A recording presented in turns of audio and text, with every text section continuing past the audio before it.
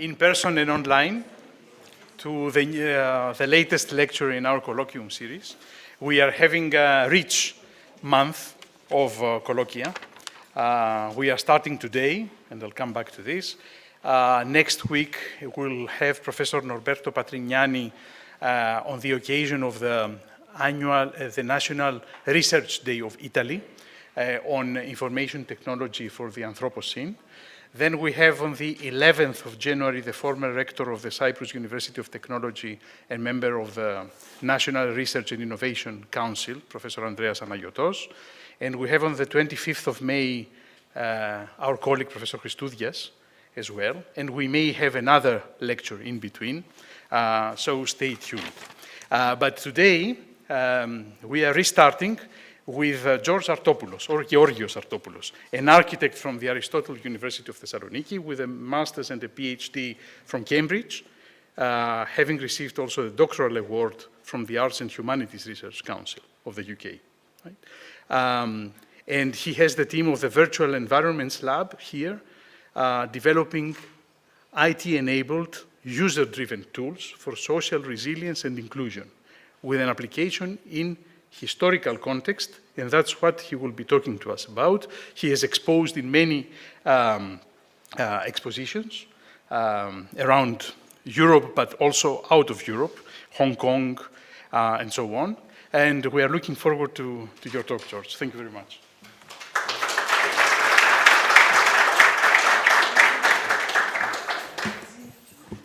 Thank you so much. I'm very pleased to be here. And actually, if my notes are correct, it was almost 10 years ago, in September 2013, that I gave my first public talk at the Cyprus Institute. Many things have changed since then, so I'm very pleased that I have this opportunity today. So the challenge we will address today relates to the deterioration of urban environments due to environmental crisis and capitalist inequality that involves gentrification, neglect, or over-tourism phenomena. We note that urban history is to be inferred by a city's current condition, and thus we consider that the urban fabric and the palimpsest of built structures and networks of human products we interact with every day in our cities are a snapshot of its history. Today, any spatial intervention of our built environment, whatever its scale, must no longer leave the challenges of environmental and societal transition unanswered. Rather, it must incorporate the public, collective, and private dimensions. Drawing from the fields of architecture, cultural heritage, and information communication technologies, or ICT, we will reflect on the following themes. First, on learning from the past in terms of how we used to organize our cities.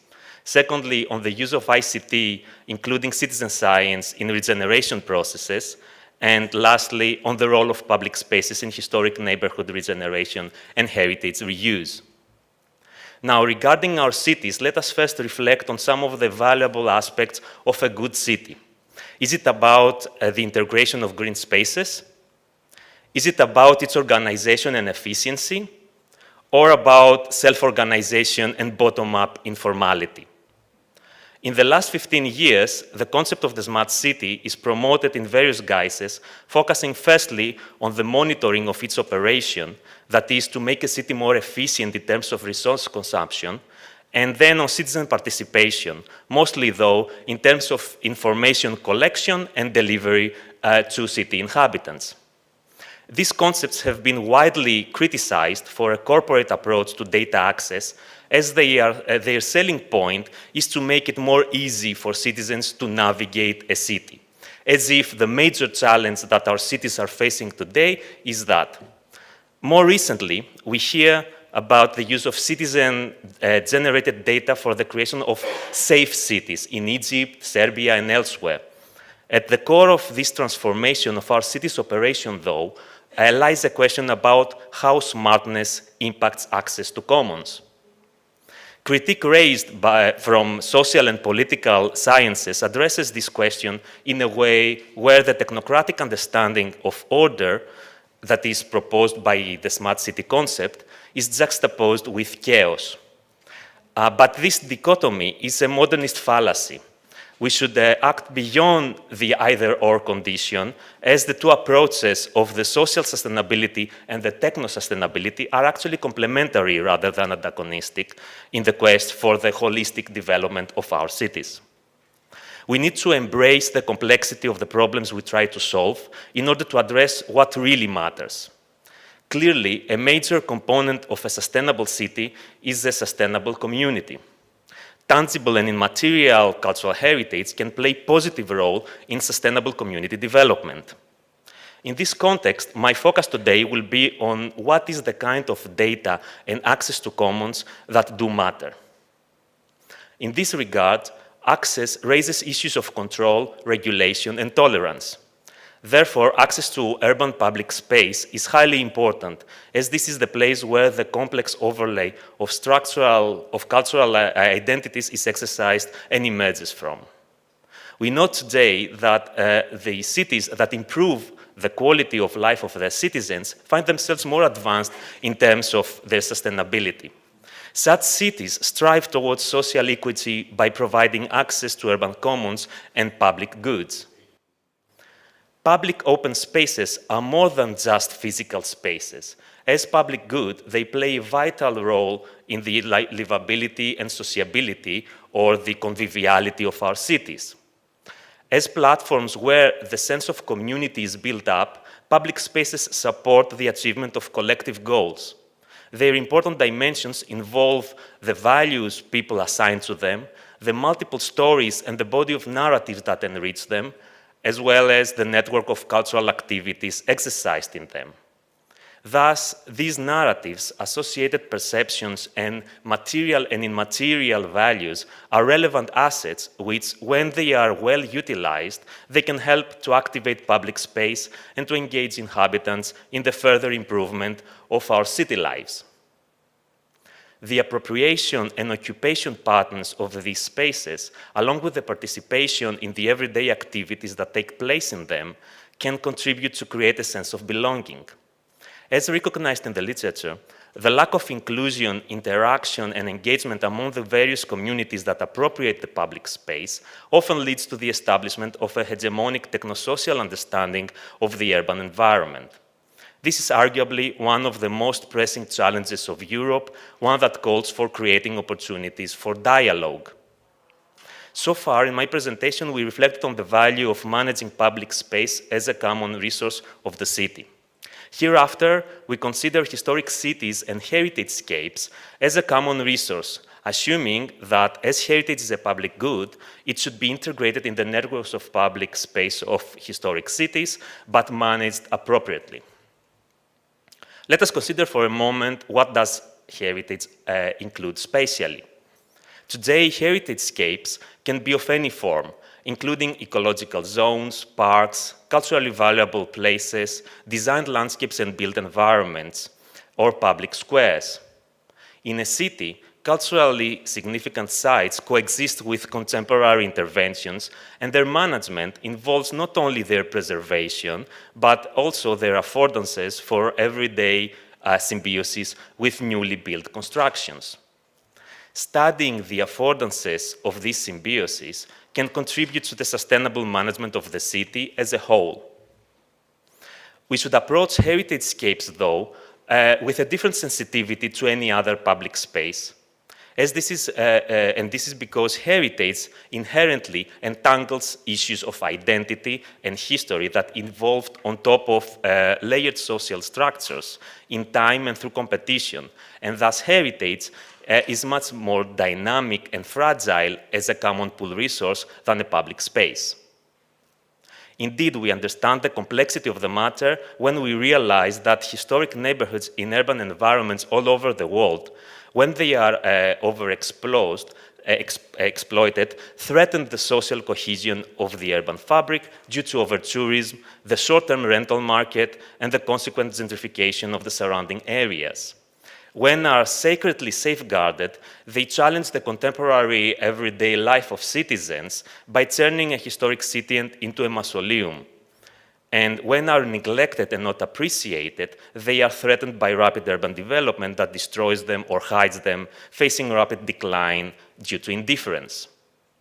Let us now look at Cyprus and our beloved old city of Nicosia, where we have the divided, tormented old core of the city being surrounded by new territories, that is, the new city and its suburbs, with a lack of topological continuity, cohesion, and oftentimes the required conditions for the development of public life. The planning authority, during the decades following the establishment of the Republic of Cyprus, operated without the implementation of a general master plan, making the city grow somehow chaotically through continuous parcellations of plots and construction of buildings on the basis of the system of detached housing development model, which was devised in the first general urban planning regulations adopted by the British in 1946. The downgraded role of public space and the fragmentary nature of the interventions on urban and architectural scales in these suburbs are in stark contrast to the material and tangible patrimony of the historic city and the other historic clusters of peripheral settlements, the satellite villages of Nicosia that have been incorporated within its contemporary urban fabric with the urban growth. Looking at the palimpsest of the city fabric, one can understand that public space in the walled city takes shape in the limited, empty space that is left by the dense built environment which was formed by the successive layer of its history. This organic development shaped a system of public spaces that are operating at important nodes of the commercial streets and a network of small-scale squares, which were formed historically around places of worship, markets, schools, and other public buildings, which gradually became landmarks and points of reference for people. We can see that during the 50s and the 60s, major modern architecture projects tried to work with urban space and integrated public space inside the development area, trying to shape the image of the city. A design approach that can be found even in cases of new developments that took place in the old town, as seen on this slide. It is funny to read the news of the time today in this context. Here's a press article from early 60s about the conditions in the old city, and I translate from Greek. Car owners complain about the lack of parking space. Shop owners complain about the cars obstructing access of pedestrians to their shop windows. The municipality is complaining about the lack of action by the government, while the only group of citizens not complaining are those who live in the suburbs outside the old city. Okay. And then the city was divided. This caused a sudden transformation of the fabric and the operation of the city, which fueled the rapid growth of the metropolitan area of Nicosia southwards, producing the endless suburban spaces we saw earlier. Urbanization and this forced need of inhabitants for dwelling after the division magnified the negative impact of the existing planning system on the unstoppable urban sprawl of the city. The whole process was, of course, further enabled by the psychological drives of the residents who wanted to flee away from the degrading quality of the half-cut, contested space of the old city, and most importantly, away from the trauma of the difficult past of the war that left traces in the fabric of the old center. So what can we do today? As I introduced in the beginning of the presentation, it becomes evident now that any smart city should address both aspects of technical sustainability of the built environment and the challenges of providing an environment for resilient communities to grow. So in our research, we contribute to heritage regeneration processes by focusing in parallel on sustainable built environment, public space, and the heritage aspects of the city. In this effort, the complexity of any urban regeneration process can be considered a wicked problem, which needs appropriate knowledge and solutions that integrate transversal top-down and bottom-up approaches, zooming in and out of the multi-faced assemblages of city challenges. Here, I would like to note that what we learned from the implementation of the concept of urban living labs was captured in the agenda of JPI Urban Europe, and most importantly, this approach is promoted today by the recently established Driving Urban Transitions Network. According to these experiences and resulting principles then, we should work to implement in practice a dilemma-based approach, which is a mission-oriented method. Missions are clearly framed, targeted, measurable, and time-bound inquiries, and thus they can be used in our case as a powerful framework for linking activities across different disciplines and research types, and making it easier for citizens to understand the value of sustainable urban management and cultural heritage. In this context, and aligned with the principles of the new European Bauhaus, I suggest that a strategy could be missing today from Nicosia to translate complex insights into implementation actions. This strategy should focus on the historic built environment because we consider that we still have to learn a lot from our historic neighborhoods for improving the citizens' experience of the city.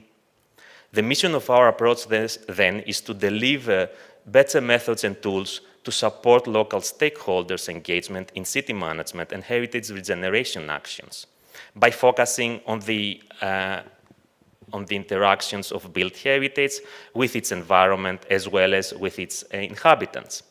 Hence, our research aim is to learn from historic clusters as a good model of regenerating our cities. In this effort that I present today, I will introduce briefly examples of the three lenses, or if you will, the three scales we operate in to drive new transitions of our heritage-scapes. In the first one, we look at the historical and geometric conditions of the urban fabric. In the second one, we aim to study culturally identified landscapes, while in the third type of actions, we focus on capturing local knowledge. To do so, in the first case, we observe from above. In the second, we study networks of interactions among stakeholders in space. And in the last one, we implement methods that assist interpretation from within space. These three focal points drive our research, which is thus conducted in terms of the multi-scale observation of the urban fabric, the application of ICT tools to enable on-site participation, and the implementation of novel methods of on-site co-design.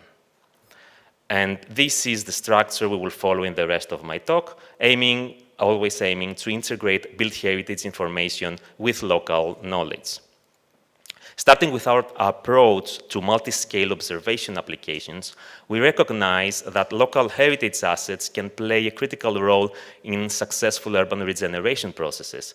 But despite the wide understanding of the value of by the relevant authorities, we are still losing our building stock today due to neglect, climate, and market pressures. Further to this, we saw earlier that urban sprawl challenges built heritage in our historic clusters. You see here these historic clusters that I mentioned, the satellite villages of the metropolitan area of Nicosia that have been integrated now in its urban fabric. While at the same time, we expect a big rise to the needs of our building stock for renovation by 2030, that is, if we want to meet the goals of the new Green Deal. In order to address this challenge, we contribute to a mission that would respond to the needs of our heritage as presented today. In this effort, we notice that on a technical level, in literature about the digital preservation of cultural heritage, the context, that is, its parameters and diachronic transformation, has been identified as a critical aspect of understanding the sociocultural value of heritage. In other words, understanding a cultural object's context in as much detail as possible is necessary for the successful valorization and preservation of that object, regardless of its form and scale, be it for a building part, a whole building, a historical site, or a city. We are aware that many of the challenges that our historic cities are facing today are due to the fact that management plans, urban regeneration and intervention programs approach and deal with urban sites and buildings in a decontextualized form. In particular, in the digital representation of a site or building under study, the complex, rich characteristics of the existing built environment are typically lost or removed during the creation of a digital surrogate of that object.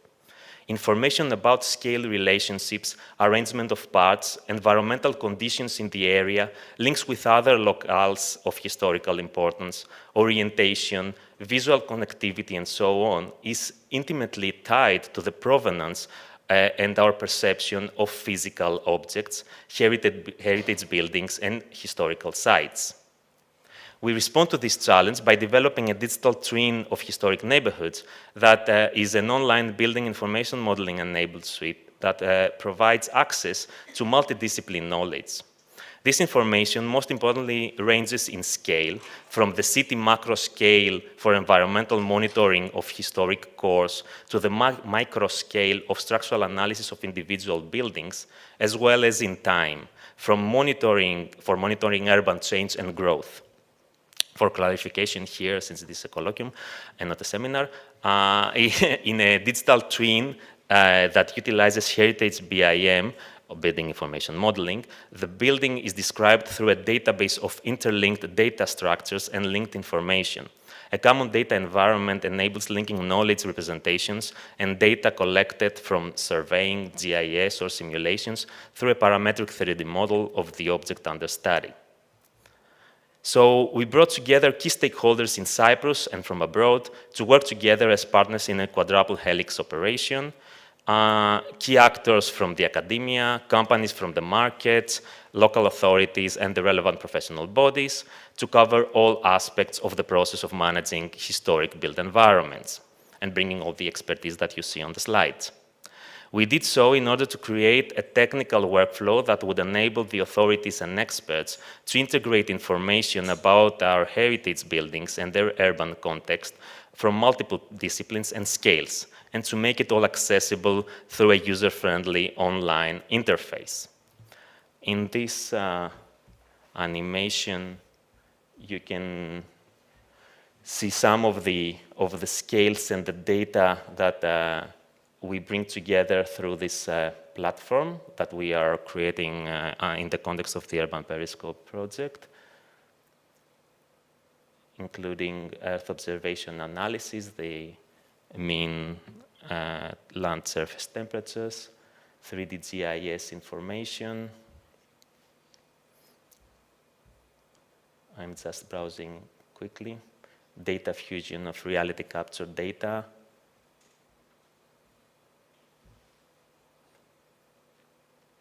3D representations of buildings in their neighborhood or building blocks, BIM models,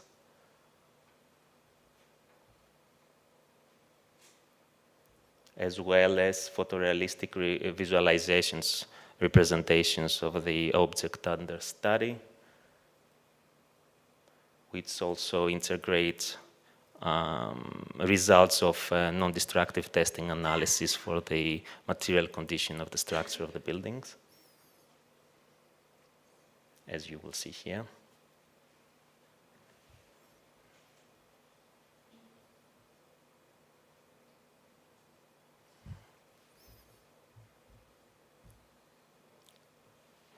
We are focusing on two areas, one in the historic cluster of Strovolos and one in the second one in Limassol. And we are studying 18 pilot buildings in these areas. So quickly now, I wanted to show you some results of this activity besides the platform itself. Some recent results involve this effort that we did with the collaboration of all the people you see on the paper on detecting change in the environment, both in both of these areas, in Limassol and Strovolos. You can see in the legend the color marking the changes, as well as another result regards the value of studying building material decay and condition while having access to environmental monitoring at neighborhood scale, as we saw earlier, and enabling access to scientific information at both local and macro scales provided us invaluable insights to the impact of climate on the sensitive structure of our built heritage that allowed us to draw more detailed correlations between the complex parameters involved in building conservation analysis. Further to this, of course, the platform itself provides detailed access to different queries, and as everything is can be searchable and sorted. And these are some of the quality of the visualization types that and modes that we are using to provide access to the user, and of course, including BIM viewers. While at the same time, we explored complementary building information access modes through parallel research activities, like the one that you see here, wherein the user interacts with an augmented reality BIM model of the heritage building that integrates also simulated energy consumption values per room that illustrate the expected consumption after the proposed rehabilitation and reuse of the building. Through this interface, the stakeholders can make informed decisions about the most appropriate optimal design intervention scenario. Let us now move on to the next focal point or scale of operation, which regards the development of tools for on-site participation of city inhabitants, or if I could put it differently, of local knowledge elicitation from citizens.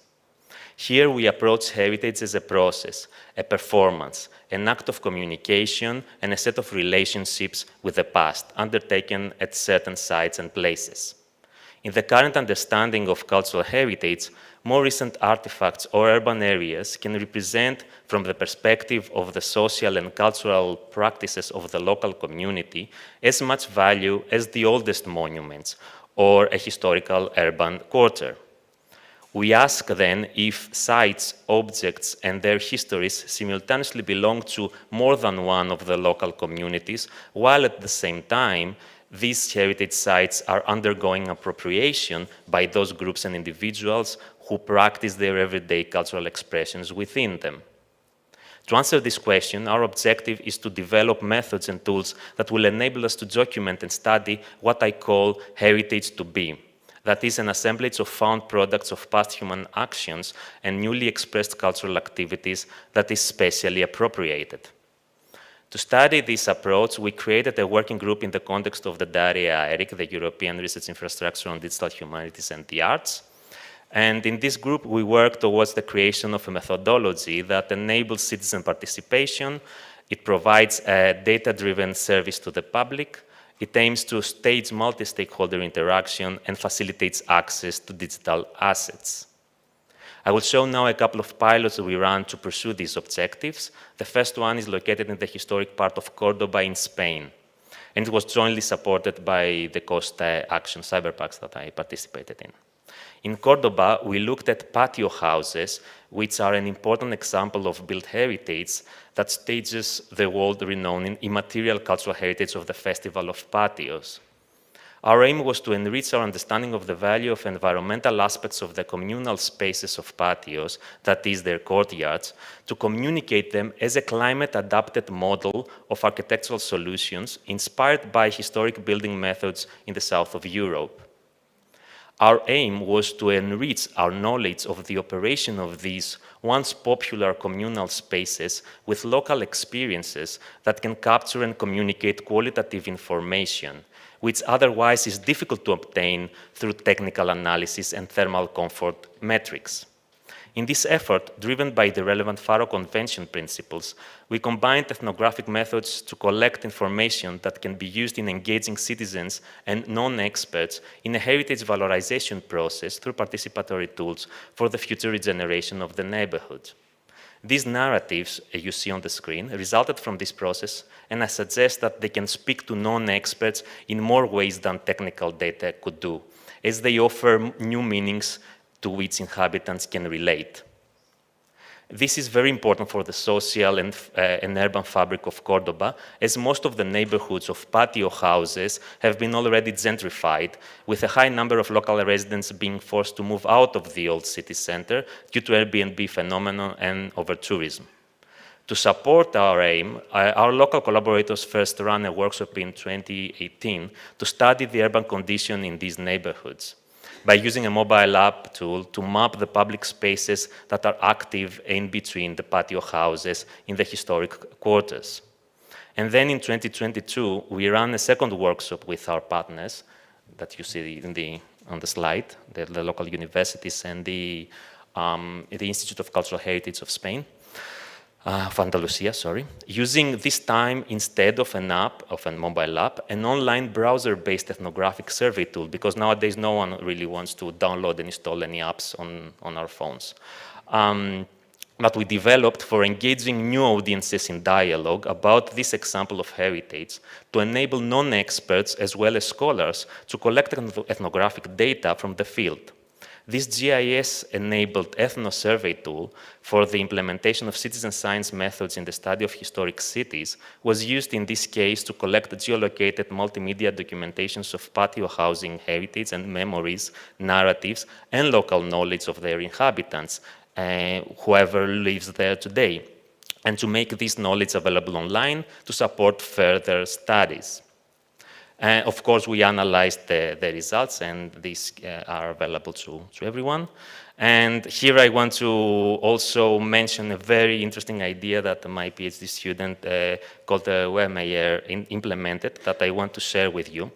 In our attempt to expand the audience of our research, we developed the Cordoba Court, a playful interface and an experimental social game that aims to reach individuals internationally to raise their awareness about patio housing and its cultural heritage in a virtual space, mirroring community greening and inhabitation practices.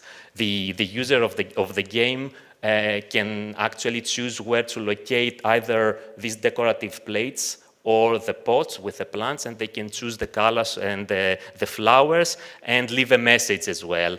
And we start from that, and then you can build on that to understand social behavior, in which part the user will select to put their plant in the shaded part of the patio or in the sunny one under the light. Will they leave a message close to other messages or somewhere alone? Okay, so this is how we start building the narrative for our analytics. As part of the same activity, in 2021, we ran a co-design workshop in another city, this time in Palermo, Italy, with the support of NCSA and Deustotech University. For the implementation of this action, we developed two methods to support the co-design process. The first one was founded on citizen science and regarded the creation of a mobile tool for we called simply Daria app. This app was organized in projects, and each project constituted a site of interest, and the user creating the project could actually invite other people to upload their own ideas and visions about their neighborhood or a specific example of heritage, and create proposals under that project. And through this app, people could actually start collecting information about their common vision, collective vision about their neighborhoods and their city, and also be engaged in a dialectic process, since they could actually vote or leave comments on each other's ideas and suggestions through the app. We were using natural language understanding processing to automatically extract tags from the material that users would upload, including the photographs, as well as to automatically extract sentiments predominating in the text. This is the site that we were running the workshops, which is the famous cultural neighborhood at the Giza Palace in Palermo, which is an industrial heritage site. And the second parallel activity that we ran involved actually the engagement of the local stakeholders of the site, the documentation of the site using quick 3D documentation methods, and the creation of an augmented reality interface that would enable the local stakeholders to discuss and engage in a dialogue about their opinion of the future of the site over a map, as you see here on the screen. And through this process, we would create designs of the various ideas, the different design scenarios for their implementation on site, and then the people involved, the local groups and communities would come back to explore and experience their proposed design through augmented reality on site. So by holding an iPad, they could walk around after scanning the QR code, and they could walk in their proposals located in the space. And this obviously would engage them more deeply and strongly in the whole process of discussion about the future of this site. This was widely disseminated in various venues, and based on this experience, our aim is to eventually build an interface that will allow local groups and individuals to create their own proposals, to browse other users' suggestions, and to comment on them by testing them in a physical space of the city through augmented reality. Our third and last scale of operation that I will present today is an example of on-site virtual co-design, where we developed a kind of an urban living lab on the regeneration of an important site of the old Nicosia. And I refer to the historic neighborhood of Paphos Gate, which lies next to the buffer zone and has been until recently in a very bad state. As we always aim to study heritage within its contemporary urban environment and in alignment with the latter's needs, even though we were initially involved in the documentation and visualization of the archaeological excavation of that site, our goal soon became to develop a plan that would reintegrate the archaeological site within its surrounding contemporary environment. So starting from the historical analysis, which was conducted by our colleague Nicolas Bakirtzis, he mentioned it also last time in his colloquium, and the terrestrial 3D documentation of the site done by the APAC labs, we combined this information to reconstruct the previous condition of the urban fabric of the neighborhood, creating a virtual time machine. And you see here how it was, the gate was in 1951 from outside of the walled city and from the inside. And we mapped, of course, all the important archaeological finds, and we annotated them. And we reconstructed them in the virtual space that visitors and experts from abroad and locals would visit through virtual reality. And we would run several workshops with them where the virtual visitors were asked to draw a path across the site and then walk it to experience the resulting solution. And while they were doing so, we would document and trace their behavior in the virtual space, where they would stop, what they would look for, how long they would look at a specific archaeological remain. And this is the kind of experience they had through the goggles. They could walk around. In the case of participants in the workshops who were locals and experts, obviously prior knowledge of the history of the site was not needed, but just to answer possible questions, when we were engaging foreigners, obviously we would first take them to a visit, to pay a visit in the physical site before we come back to the lab and ask them to wear the goggles. And through this process that we ran iteratively, we co-designed a specific architectural proposal. It took us almost a year, and through that, we managed to promote and sell this methodology to the relevant authorities as a more accurate and scientific way to manage the site.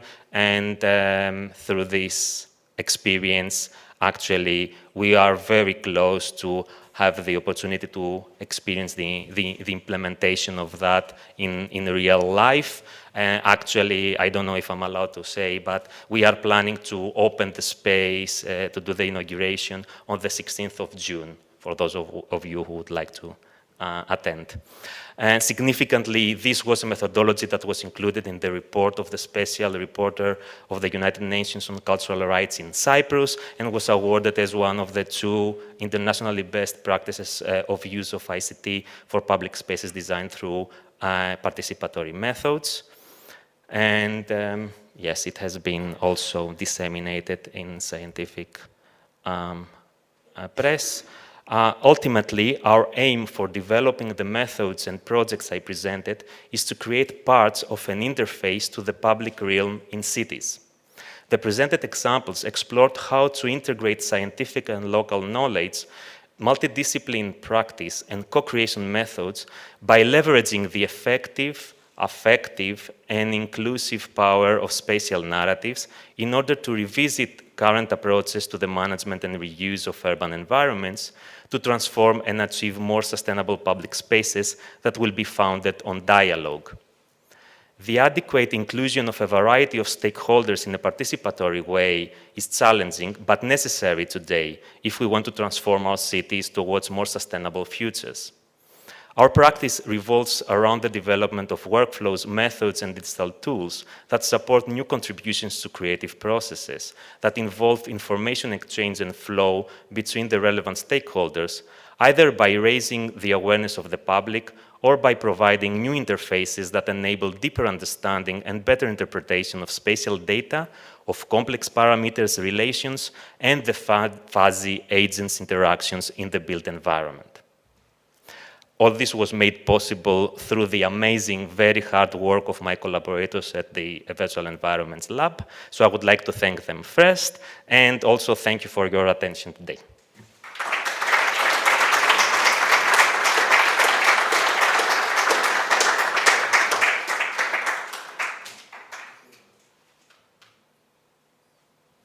Questions?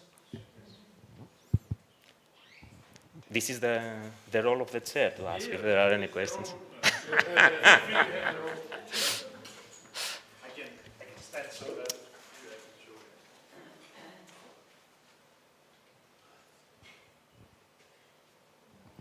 it needs time to digest because you have very impressive graphs, but you have also some theoretical aspects which one has to think about. So let people reflect a bit.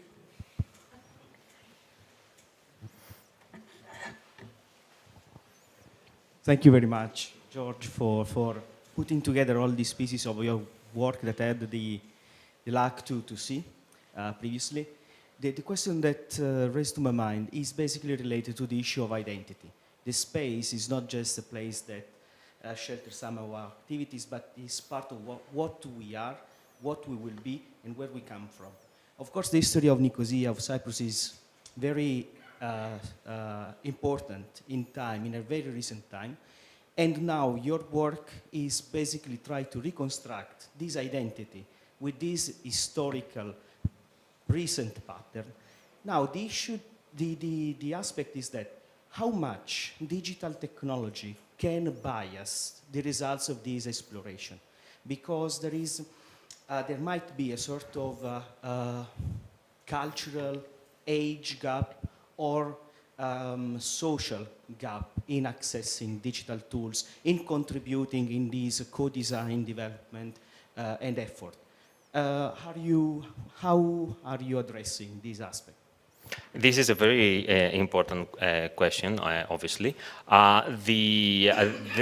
The answer is that, if there is an answer, is that actually part of the work that we are doing addresses specific urgencies and challenges of the built environment from the side of the authorities, and therefore it addresses directly the needs of the authorities, and this is why we always work with them in order to be able to align whatever we are doing with their everyday needs. But also, on the other hand, and this is why it was such a mixture of scales that I wanted to show and share with you today. These, obviously, expecting someone to be engaged in an interface that involves like augmented reality it requires, you know, a lot of ifs. But on the other hand, very basic tools that are that anyone can access from any interface from a browser or from the phone. Nowadays, everyone has a phone. I mean, I don't know what is your impression, and I don't want to sound a little bit overconfident, but exactly because I look at these areas of the historic core that are mostly currently occupied by migrant communities, everyone has a phone, and they are very, very confident in how they use their phone. So this is the part that involves the citizen science, and this is the part that really touches upon how we can create survey tools and can ask questions that anyone could understand. So asking if the courtyard that someone lives in and uses is very hot, very nice as a, you know, in terms of thermal comfort, instead of asking them, tell me the thermal comfort of your courtyard, if you ask them, how do you feel in your court, everyone can answer this question. And this is why I presented that example about the patio houses and how, starting from a qualitative survey, qualitative analysis of the space, you can build up and enrich it then with more technical information. I don't know if I answered your question, but also in terms of Nicosia specifically, yes, indeed, this is a part and a direction that we have been trying a lot to push and develop further. Feroso would know for how many years we are submitting proposals that engage, basically focus specifically and address specifically the needs of unaccompanied children or migrant communities in the old city, and how we can really engage with them in processes that would help us understand how they feel living and appropriating someone else's heritage. And this is a connection to my comment when I was talking about heritage to be, or to whom this heritage belongs, exactly, because this is part of the whole value of understanding our building stock, irrespective if whether it is like listed important monument or a very mundane building that was created by a different civilization, a different community before us, and now we appropriate and we live in. So how we coexist with the previous identities, or we build through our everyday activities a new identity that is us in that space rather than who created that space, is exactly the focus of this part of my research. George, this was fascinating, and it has generated a lot of ideas and a lot of thoughts. I need to sleep on it for like 2 days. But you know, a lot of people talk about smart cities these days, and technologists, you know, if we let it, you know, only for technologists to design those smart cities, I think it will become like something very dystopian, where the cities are extremely efficient, you know, monitoring everything and optimizing everything, but the people will be, I think, profoundly unhappy. So I was wondering, like, if you have some thoughts on how to create smart cities in which people not only are happier, of course, but they're more connected because of technology, with the people that lived in that city before them, like even generations before them, and maybe even with the people that will live in those cities in the future, because if we feel more connected, you know, with our ancestors as well as our descendants, maybe we will treat our cities better, right? So, any thoughts about that? Thank you for your comment, Konstantin. It's a very difficult question for me. In what sense? In a sense that I need to take a step back and start by saying that as an architect and as a researcher looking at cities and studying cities, I'm totally opposing and against building new cities. Okay, we have enough building stock. We need to manage how we can live better in that and reuse it instead of continuously building new constructions. So having said that, I think the whole orientation of what we call a smart city is a bit tricky. We shouldn't even call it a smart city, okay? We should talk about smart infrastructure that we engage like in an acupuncture mode in different specific solutions in different specific areas of our built environment, instead of trying to promote an idea that because of this infrastructure, this sensor-based, clever infrastructure, our city is smart, and therefore we say that, okay, we give it also a name as an organism, that it's, you know, a person that is smart, the city, okay? And this, I think, creates a lot of further ideas that probably lead to completely wrong misunderstandings, okay? So in this context, I would say that actually we should completely discard the whole idea of creating smart cities, and we should focus more on providing technological solutions that can be built up and used by the local inhabitants in a more open source way. I refer specifically to sensor networks, okay? Obviously, yes, okay, this involves issues of standardization, data communication, data flow, and so on and so forth, but there are solutions today in the same way that we know that there are very big servers and high-performance computers that they are using Linux interfaces and open source interfaces, and not Windows operating systems, okay? So I think that this is a completely dystopian future that we are heading to.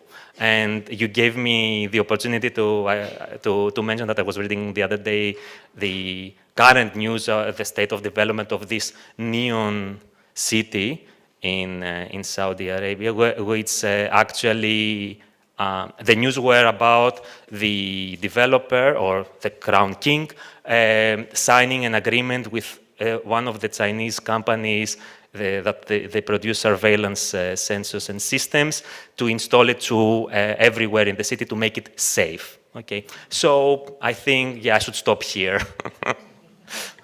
But this is the kind of smart city. I mean, right now, this is the most cutting-edge, state-of-the-art expression of the smart city. These people are selling like, you know, billions of properties, okay? And speaking again as an architect, I'm very ashamed because all the biggest architects in the world have already, you know, most of them at least, accepted commissions to build there.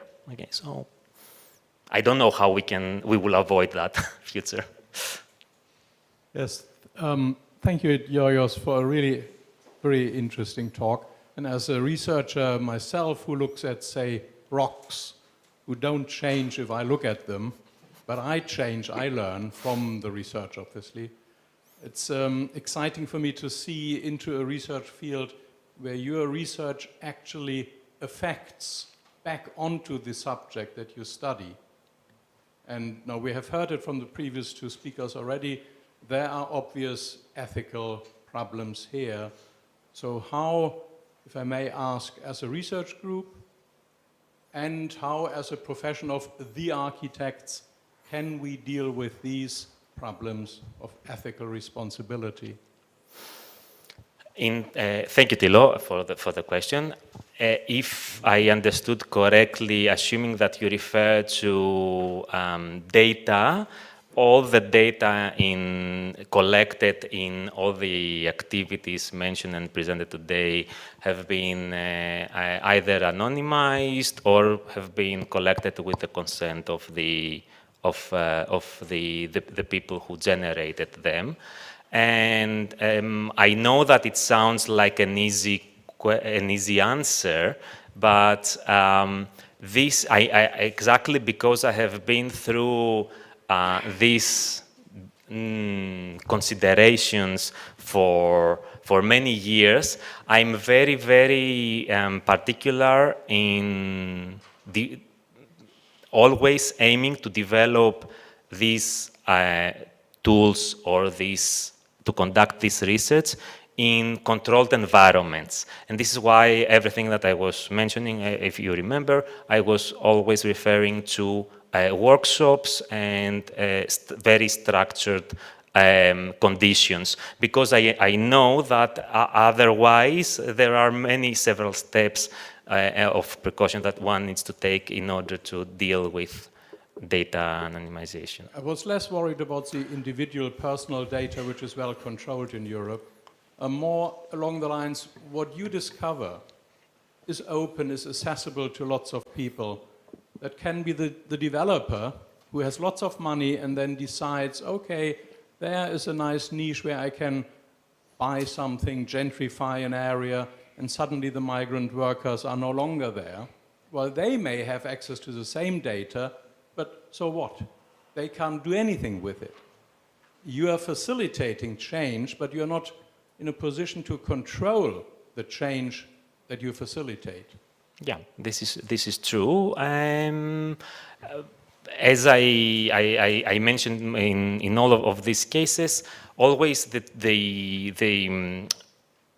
transformation we try to address through the challenge that we deal or we try to study and understand involves the local stakeholders. And by stakeholders, I don't only mean authorities, as in the case of the urban periscope here in Cyprus, but also it means NGOs and local social groups like the ones that we involved in the case of Palermo and Cordoba. In Cordoba, my collaborators that I mentioned in the relevant part of the presentation, they are this PAX. A collective is an NGO, non-for-profit, that they work with locals, and they were invited and they are engaged in the Faro Convention. They received Europa Nostra award. So they are currently very, very well respected in this term, because they have a very, very interesting business model that they have established with a non-for-profit bank, ethical bank in Spain, which offers loans to people that they manage to bring together from different parts of Spain, that they decide to go and live together in a patio house, and they buy the property with this money, with the agreement, of course, of typically these houses are currently run, there is one son or one daughter that is left there from the family, and of course they cannot afford in renovating the whole property, so there is someone from the previous owners living there already, and this is why they are looking at Exarchia, which is this area of Cordoba, which has not been gentrified, okay? And so they work together, all of them, with architects to co-design how they want to intervene and reuse the property.